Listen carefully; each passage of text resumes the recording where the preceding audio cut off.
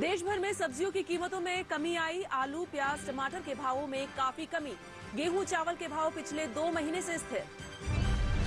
सरकारी कृषि योजनाओं का फायदा किसानों को ज्यादा से ज्यादा पहुंचाने पर केंद्र सरकार का जोर। सभी योजनाओं में बढ़ाई जाएगी किसानों की भागीदारी। किसानों को बर्बाद फसल का मुआवजा अब और आसानी से और जल्दी मिलेगा। केंद्र सरकार ने बर्बाद फसलों के आकलन के लिए सैटेलाइट मैपिंग का सहारा लिया। और छत्तीसगढ़ के अलग अलग इलाकों में तैयार किया 1100 एकड़ का जंगल। खेती के सिकंदर में इस बार डॉक्टर राजाराम त्रिपाठी की कहानी। नमस्कार, मैं हूं चेतना त्यागी, हाजिर हूं आपका पसंदीदा शो मंडी.com लेकर। मंडी.com में आज हम लेकर आए हैं ढेर सारी खबरें, कमोडिटीज के भाव और किसानों के लिए कुछ जरूरी जानकारी भी। इस बार खेती के सिकंदर में एक ऐसे किसान की कहानी जिन्होंने पूरा का पूरा जंगल ही तैयार कर दिया है। हर बार हम आपको NCDEX हाजिर भाव दिखाते हैं। इस बार हम आपको NCDEX पाठशाला में विस्तार से बताएंगे कि हाजिर भाव तय कैसे होता है। मंडी.com में सबसे पहले देख लेते हैं कि जरूरी कमोडिटीज के ताजा भाव इस हफ्ते क्या रहे हैं। कहां तेजी देखने को मिल रही है, कहां कमजोरी दिख रही है। एक नजर NCDEX हाजिर भाव पर। कमोडिटी एक्सचेंज 24 और 25 को बंद रहा, इसलिए इस बार हाजिर भाव बुधवार का बंद भाव।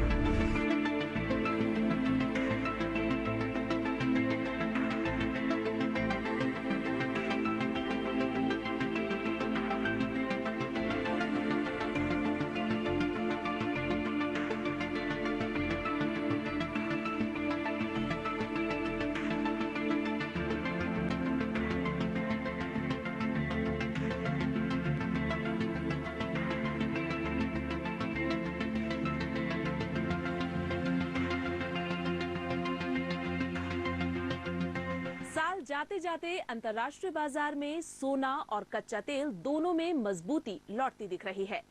देश में किसानों को बर्बाद फसल का मुआवजा जल्दी और सही देने के लिए सरकार सैटेलाइट इमेजिनिंग का सहारा लेगी। देख लेते हैं खेती किसानी की ऐसी ही कुछ खास खबरें। सब्जियों की कीमत में कमी देखने को मिल रही है। खासकर आलू, प्याज और टमाटर के भाव कम हुए हैं। इसकी सबसे बड़ी वजह खरीफ सीजन की आवक बाजार में होना है। गेहूं और चावल की कीमतें भी पिछले 2 महीने से लगातार स्थिर बनी हुई हैं। केंद्र सरकार ने किसानों के लिए ढेर सारी योजनाओं को तेजी से लागू किया है। सरकार national food security mission, unified national agriculture markets, national crop insurance programme, mission for integrated development of horticulture, national mission on oil seeds and oil palm, national mission for sustainable agriculture, national mission on agriculture extension and technology और राष्ट्रीय कृषि विकास योजना को अच्छे से लागू करने पर जोर दे रही है।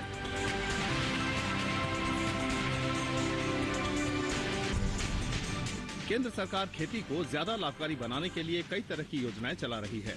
कृषि मंत्रालय की ओर से सॉइल हेल्थ कार्ड यानी मिट्टी की सेहत के बारे में बताने वाली जानकारी के लिए किसानों को प्रेरित किया जा रहा है। इसके अलावा केंद्र सरकार किसानों को नीम से तैयार खाद का ज्यादा इस्तेमाल करने को प्रेरित कर रही है।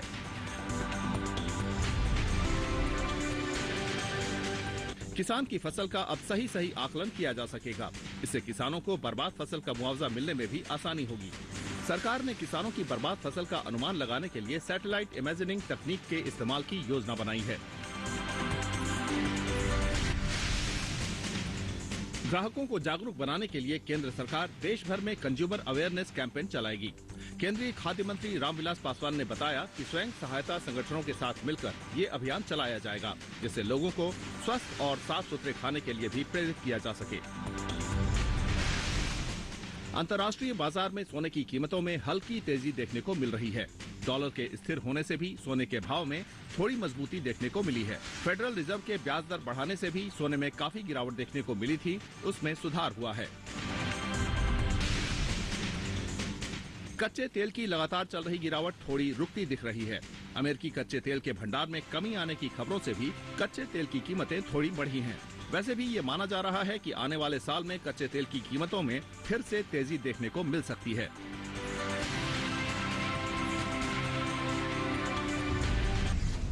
यहाँ वक्त हो गया एक छोटी सी ब्रेक का।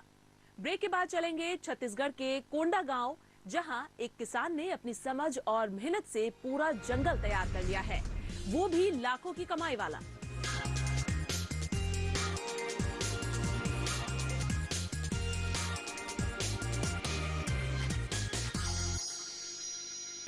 हर गांव पर नजर, हर तकनीक पर पकड़, खबर मौसम की हो या हो हाट बाजार, हम आपको दिखाएंगे खेती किसानी से जुड़ी सभी अहम खबरें। देखते रहिए किसान समाचार, रोजाना शाम 7 बजे। कब बढ़ेगा दलहन तिलहन का भाव? सब्जियां दिखाएंगी कब तक ताव? मसालों की मंडी में कैसी है बयार? कब गरमाएगा गेहूं का बाजार? कहां बिकेगा अच्छे भाव में धान? मंडी खबर में ऐसे हर सवाल पर ध्यान। सोमवार से शनिवार सुबह 8 बजे देखें दूरदर्शन किसान पर।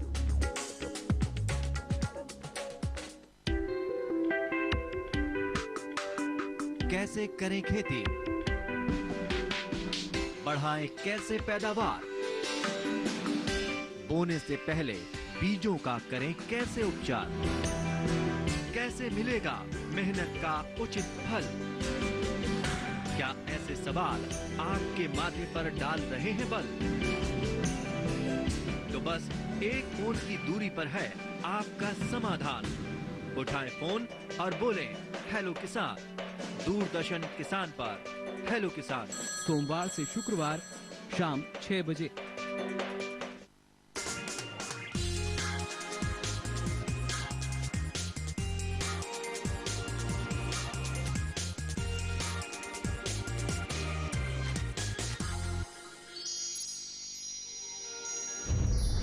ब्रेक के बाद स्वागत है आप सभी का मंडी.com में।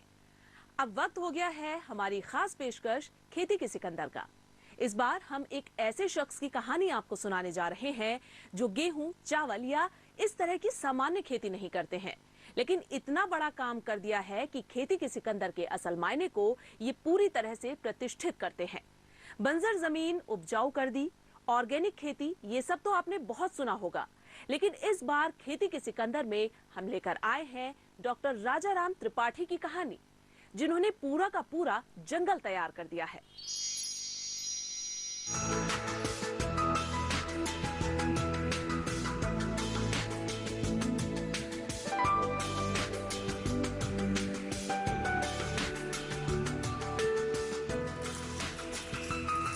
मूल रूप से उत्तर प्रदेश के प्रतापगढ़ जिले के रहने वाले डॉक्टर राजाराम त्रिपाठी अब पूरी तरह से छत्तीसगढ़िया हो गए हैं। इनका जन्म भी यहीं हुआ और अपनी इस जन्मभूमि पर डॉक्टर राजाराम त्रिपाठी का किया अद्भुत कर्म हर किसी को चमत्कृत कर रहा है। छत्तीसगढ़ के कोंडागांव जिले में जिस जंगल में राजाराम त्रिपाठी घूम रहे हैं, ये उनका खुद का तैयार किया हुआ है। ये पूरे क्षेत्र का एरिया जो एरिया है 24 एकड़ का है। इस पर हमने लगभग 98-99 से प्लांटेशन का काम शुरू किया और यहाँ पर जो जड़ी बूटियों का है उसमें मुख्य रूप से सफ़ेद मूसली, स्टीविया, काली मिर्च, हल्दी और भी जितने तरह के सर्पगंधा, सतावर, बच कुछ एरिया में वो सभी चीज़ें प्लांटिंग की गई हैं। राजाराम त्रिपाठी जैसे जैसे अपने तैयार किए जंगल की कहानी बताते गए, हमें राजाराम जैसे धरती पुत्रों की काबिलियत का एहसास गहरे तक होने लगा था। दिख रही हैं आप? गौर से देखना, इस चींटी आपको चलती दिख रही है। पेड़ जो है ये भी लाल चींटी भी है, छोटी काली चींटी देखी आपने है और बड़ी काली चींटी। 24 एकड़ के जंगल में 26 प्रकार की लगभग विलुप्त प्राय औषधियों की खेती होती है और ये जंगल मां दंतेश्वरी हर्बल समूह की 1100 एकड़ में फैली उन परियोजनाओं का एक हिस्सा भर है। बस्तर में करीबन 400 के आसपास किसान जुड़े हुए हैं और सभी किसान मतलब हर्बल की खेती करते हैं। काली मिर्च का कर रहे हैं और अश्वगंधा कर रहे हैं, मुस्कदाना कर रहे हैं, केवाच कर रहे हैं और अभी और भी कुछ हर्बल की खेती कर रहे हैं।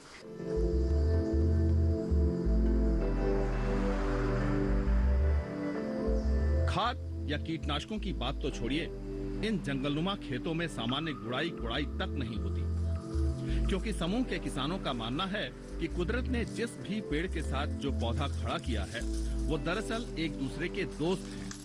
जैसे आप देख ही रहे हैं, यहाँ पे लगभग 26 प्रकार की वनौषधियों की खेती हो रही है और ज़्यादातर वही वनौषधियाँ हैं जो वर्तमान में विलुप्त प्राय हैं या रेड डाटा बुक में खतरे में हैं जिनका अस्तित्व। तो जिस तरह से आपने देखा, ज्योतिषमती है, सफ़ेद मूसली की एक वैरायटी है, हिरन तूतिया है, सर्पगंधा है, और पेड़ों पे आप देखिएगा काली मिर्च, गिलोय, गुड़मार चढ़ रही हैं। तो यहाँ पे जो हम लोगों ने पद्धति अपनाई है कि जिस तरह से प्राकृतिक रूप से बड़े बड़े पेड़ों के ऊपर लताएं चढ़ती थी और उनके नीचे झाड़ियाँ होती थी और उनके नीचे कंद वाली फसल में। प्रकृति की इतनी शानदार समझ की वजह से डॉक्टर राजाराम त्रिपाठी ने बिना किसी लागत वाली खेती को विचार कर पाल पोस कर बड़ा कर दिया। इस खेती के लिए जो कुछ भी चाहिए वो सब जंगल से ही मिल रहा है। एक ही जगह पर राजाराम कई तरह की खेती कर रहे हैं, खेती भी ऐसी कि लाखों की कमाई। जैसे आप देख रहे हैं, काली मिर्च की फसल मेरी तैयार है, बगल में काली मिर्च की फसल है, इसको भी एक बार लगाया, कुछ करने की जरूरत नहीं है, ठीक है। और इधर देख रहे हैं आप हल्दी की फसल, पत्ते पीले पड़ रहे हैं, 2 महीने में मेरी ये क्रॉप तैयार हो जाएगी, ठीक है। तीसरा क्रॉप जो है ये लकड़ी की, जो बम्पर क्रॉप कभी हमें देगी, हमारा फिक्स डिपॉजिट है। तो मैं अपने बैंक के बचत खाता, करंट अकाउंट जो लगातार मिलता है, एंड फिक्स डिपॉजिट, तीनों के साथ खड़ा हूँ। और 1 एकड़ में मेरा लक्ष्य ये है कि कम से कम 3 से 4 लाख रुपया हमें बचना ही चाहिए, तभी हम खेती को जारी रख सकते हैं। पशु प्रकृति के तालमेल से राजाराम के इस जंगल में रामराज जैसा है। यहाँ सब कुछ एक दूसरे के लिए पूरक की तरह काम कर रहे हैं। गाय का गोबर और पत्तियां ही यहाँ खाद के तौर पर इस्तेमाल होती हैं। बूढ़ी गायों को हम लोग रखते हैं। तो बस्तर में हमारे 10 फार्म हैं और उनमें कुल मिला के 430 गायें हैं, बूढ़ी गायें। और हालांकि पिछले कालांतर में इन गायों के बछड़े भी हुए, तो अब बढ़ती जा रही संख्या। उन गायों का गोबर और गौमूत्र दोनों हम उपयोग करते हैं। जैसे आप देख रहे हैं, इसमें गौमूत्र रखा जाता है और गौमूत्र में 5 प्रकार के जो पत्तियां हैं जो कीटनाशक के गुण जिसमें पाए जाते हैं, जैसे कनेर है, सीताफल है, आख है यानी जिसे मदार भी कहते हैं, और इसके अलावा नीम है, करंज है। इनकी पत्तियों को इसमें डाल के रखते हैं, लगभग 20-25 दिनों तक हम सड़ाते हैं। प्रकृति को राजाराम ने इस कदर आत्मसात कर लिया है कि उन्होंने ये खोज कर ली कि दीमक दरअसल पेड़ पौधों के दुश्मन नहीं, उनके दोस्त हैं। इसलिए इस जंगल में दीमक की बड़ी बड़ी बाम्बियों के बीच में हरे भरे पौधे नजर आते हैं और राजाराम इन बाम्बियों को देखकर तनाव में आने की बजाय ज्यादा खुश नजर आते हैं। आप देख सकते हैं कि ये करीब 7-8 साल पहले लगाया हुआ है और दीमक के बाम्बी पे ही हमने लगाया इसको, और ये भली भांति उग रहा है। आप काली मिर्च को देख सकते हैं, आधा हिस्सा काली मिर्च का दीमक के बाम्बी के अंदर है। अगर दीमक खा रहे होते तो पौधा कैसे जिंदा रहता। और करीब ये 12 साल पुराना दिखेगा। इमली के पेड़ भी लगे हुए हैं, आम के पेड़ लगे हैं, आप देखिएगा ज्योतिषमती लगी हुई है, और पूरे के पूरे पौधे स्वस्थ हैं, फल फूल रहे हैं। एक भी पेड़ को दीमक ने नहीं मारा है और बिना किसी अपराध के हम लोग इन दीमकों को इतनी बड़ी सजा दे रहे हैं। वास्तव में दीमक जितने भी हमारे बायो वेस्ट हैं, चाहे घास, पात, लकड़ी, पत्तियां, इन सब को आप देखिए, इनको खा के 24 घंटे में ही मिट्टी में कन्वर्ट कर देते हैं ये। और साथ ही इन पेड़ों को देखिए, पेड़ों की जो मृत ऊतक हैं, डेड सेल्स हैं, और उनको ये खा के पेड़ों को सांस लेने के लिए रिजेनरेट करते हैं। पौराणिक कहानियों में ये सुनने को मिलता है कि किसी पत्ते के लगा लेने भर से किसी भी तरह का घाव भर जाता है, लेकिन इस जंगल में एक ऐसा पौधा भी है जिसकी पत्तियां किसी भी तरह के घाव के लिए संजीवनी से कम नहीं। देख रहे हैं, ये वृद्ध दारुक औषधि पौधा है और हमारे बस्तर में आदिवासी भाई इसे हजारों साल से प्रयोग करते आ रहे हैं। विशेषकर ये जो फोड़े फुंसियाँ होते हैं, तो इस पत्ते को अगर दबाना है फोड़े फुंसी को, तो चिकने भाग को रख के पट्टी बांध दी जाती थी, फोड़ा फुंसी दब जाता था। और यदि कोई बड़ा फोड़ा है, उसको ऑपरेट करना है या उसको फोड़ना है, तो नीचे वाले हिस्से से, खुरदरे हिस्से को रख के बांध देते थे। इसके अलावा किसी तरह के घाव हथियार से या चोट लग जाने पे जिसके पंचांग को कूट के बकरी के दूध के साथ लेप किया जाता था और आश्चर्यजनक रूप से बहुत ही कम समय में घाव भर जाते थे। शहरों में रहने वालों को मिठाई से लेकर हर तरह की रंगीन खाने वाली चीजों में इस बात का डर बना रहता है कि वो रंग खाने लायक है या नहीं। इस जंगल में केसर का एक बेहद सस्ता विकल्प भी मौजूद है और ऐसा रंग है जिसे विश्व स्वास्थ्य संगठन ने भी खाने के लिए पूरी तरह से सही बताया है। ये जो आप देख रहे हैं ये दरअसल इसका वनस्पतिक नाम एनाटोबिक्सा है और बोलचाल की भाषा में हम इसे सिंदूरी कहते हैं और ये पौधा कई मामलों में बड़ा महत्वपूर्ण है। इसके अंदर अगर पाएंगे, अभी तो कच्चा है, इसके अंदर बीज जो होते हैं उसमें लाल कलर निकलता है इस तरह का और ये जो है WHO ने, वर्ल्ड हेल्थ ऑर्गेनाइजेशन ने इसको एडिबल कलर के रूप में मान्यता दी है। मां दंतेश्वरी हर्बल समूह की शुरुआत 1996 में डॉक्टर राजाराम त्रिपाठी ने की थी, लेकिन करीब एक दशक तक हर्बल खेती में तरह तरह के प्रयोग करने के बाद डॉक्टर त्रिपाठी को समझ में आ गया कि एक किसान को खेती की मुश्किलों से पार पाना तो फिर भी आसान है, लेकिन बाजार की कठिनाइयों से निपट पाना वाकई जानलेवा है। इसलिए 2005 में डॉक्टर त्रिपाठी ने central herbal agro marketing federation of India या चैम्फ की शुरुआत की। बस्तर के 400 किसानों का यह प्रगतिशील समूह पिछले 8 सालों से ये प्रोसेसिंग सेंटर चला रहा है, लेकिन समूह को अपना ब्रांड लॉन्च करने की हिम्मत अब जाकर पड़ी है, यानी अगले कुछ दिनों में समूह अपना ब्रांड लॉन्च करने जा रहा है। ये कहानी जहां एक और छोटे किसानों की चुनौती बताता है, वहीं उनके लिए अवसरों का भी बखान करता है। डॉक्टर त्रिपाठी की माने तो आंशिक या पूर्ण रूप से हर्बल खेती करने वाले करीब 60,000 किसानों में से 1/3 आज चैम्फ के सदस्य हैं और इनका विस्तार करीब 12 राज्यों में है। संगठन की वजह से किसानों को हर्बल उत्पादों की बेहतर कीमत मिल रही है। डॉक्टर राजाराम किसानों के उत्पाद और बाजार के बीच में बिचौलिया नहीं बने, किसान को सीधे बाजार तक पहुंचाया, जिससे 2007-8 में जहां चैम्फ ने 200 करोड़ रुपए का कारोबार किया था, वहीं पिछले साल 2014-15 में ये आंकड़ा घटकर 3.7 करोड़ रुपए रह गया। यहीं जंगल परिसर के बीचों बीच एक ट्रेनिंग सेंटर भी है, जिसमें दूर दराज से आए किसानों को हर्बल खेती के गुर सिखाए जाते हैं। गैर परंपरागत तरीके से की जा रही ये खेती तमाम परंपरागत मान्यताओं को ध्वस्त कर रही है। चाहे दीमक की बाम्बी पर लगाए गए छोटे से पौधे का बढ़कर दरख्त होना हो या फिर रासायनिक खादों और कीटनाशकों को बाय बाय कहने का, इसे एक छोटी मोटी कृषि क्रांति कहा जाए तो शायद अतिशयोक्ति नहीं होगी।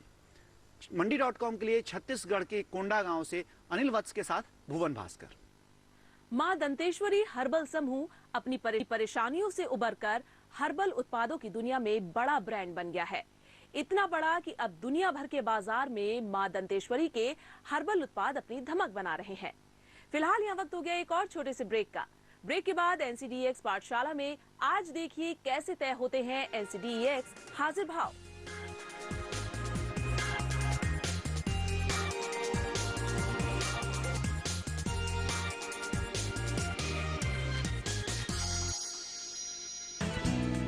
मौसम की आंख मिचौली में कैसे जीते किसान, क्या नया करने से होगी खेती फायदेमंद और आसान। जाने माने कृषि वैज्ञानिक रोज आपको बताएं इस मौसम में कौन सी फसल कैसे लगाएं, कैसे बढ़ाएं। कौन कीट है दुश्मन फसल का, कौन है खेती का मित्र। वैज्ञानिक सोच के रंगों से लहलहाए खेती का चित्र। मौसम खबर देखें रोजाना सुबह 8:30 बजे दूरदर्शन किसान पर।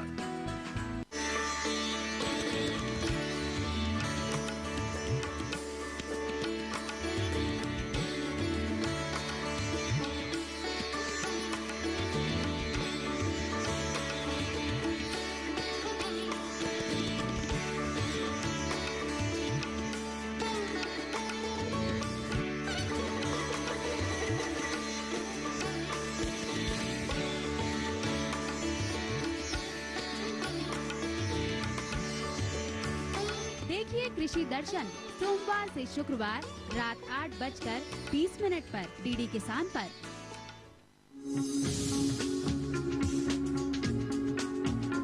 कश्मीर से केरल, अरुणाचल से गुजरात, कहानी जिंदगी की हो या खेती की हो बात, देश के हर रंग की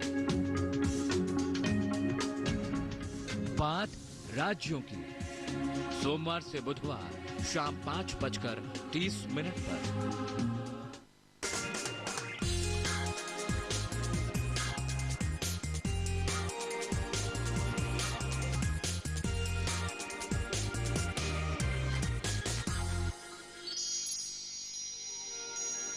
ब्रेक के बाद आप सभी का फिर से स्वागत है मंडी.com में। अब वक्त हो गया है NCDX पाठशाला का। इस बार की NCDX पाठशाला बेहद खास है। खास इसलिए कि हम इसमें किसानों को ये बताएंगे कि आखिर कैसे तय होता है NCDX हाजिर भाव। हर एपिसोड में हम आपको ये भाव दिखाते हैं। इसलिए हमने ये तय किया है कि हमारे दर्शकों को पता होना चाहिए कि आखिर ये भाव कैसे तय होते हैं।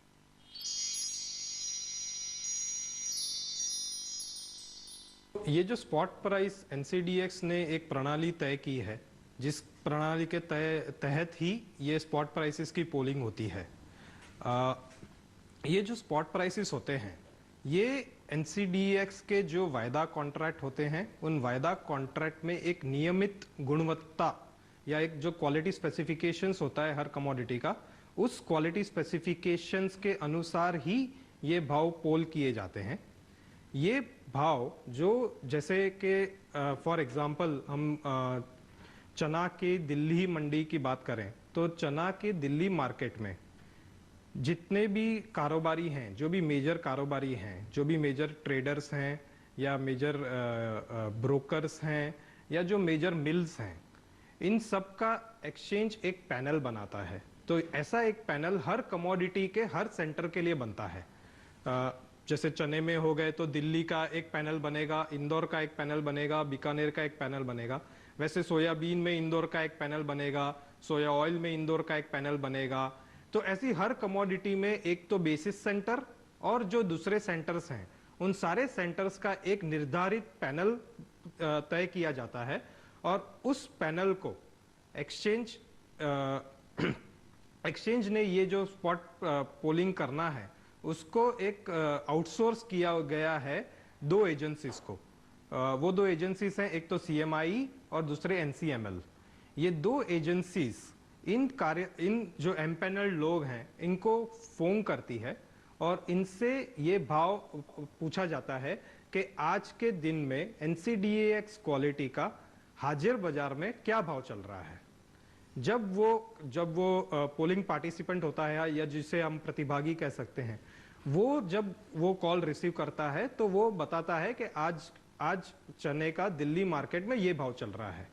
ये जो भाव वो फोन पे जब वो आंसर करता है तो इन सभी पोलिंग पार्टिसिपेंट्स को, जो भी 30 पार्टिसिपेंट्स 40 पार्टिसिपेंट्स हर कमोडिटी में होते हैं, इन सब के भावों को एकत्रित किया जाता है।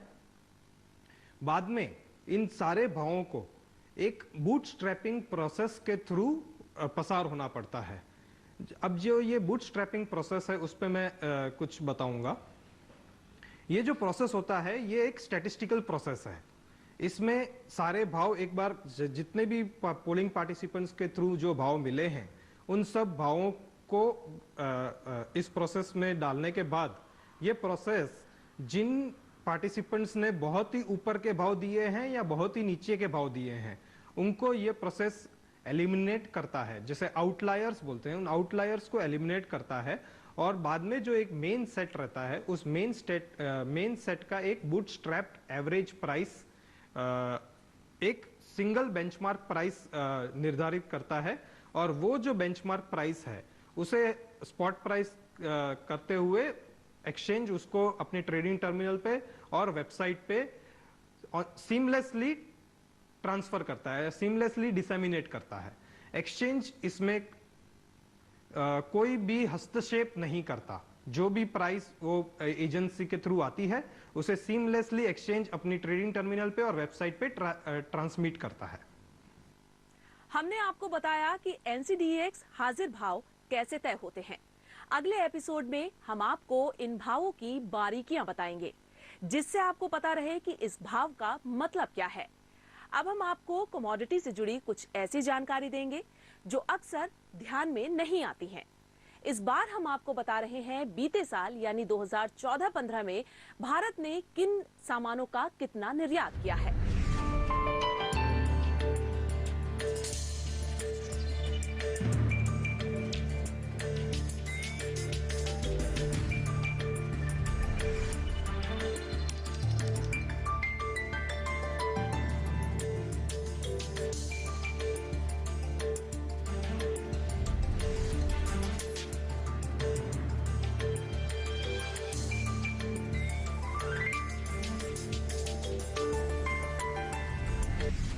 मंडी.com में फिलहाल इस हफ्ते इतना ही। अगले हफ्ते मैं फिर मिलूंगी देश के किसी हिस्से की खेती किसानी की सफल कहानी लेकर। साथ ही बताऊंगी कमोडिटीज के भाव और किसानों के काम की हफ्ते भर की सारी खबरें। नमस्कार। आपकी राय हमारे लिए बहुत महत्वपूर्ण है। आप हमारे टोल फ्री नंबर पर कॉल कर सकते हैं और अपनी राय दे सकते हैं। साथ ही आप ईमेल के जरिए भी हमें अपनी राय दे सकते हैं। हमारा ईमेल पता है ncdexmandi@gmail.com।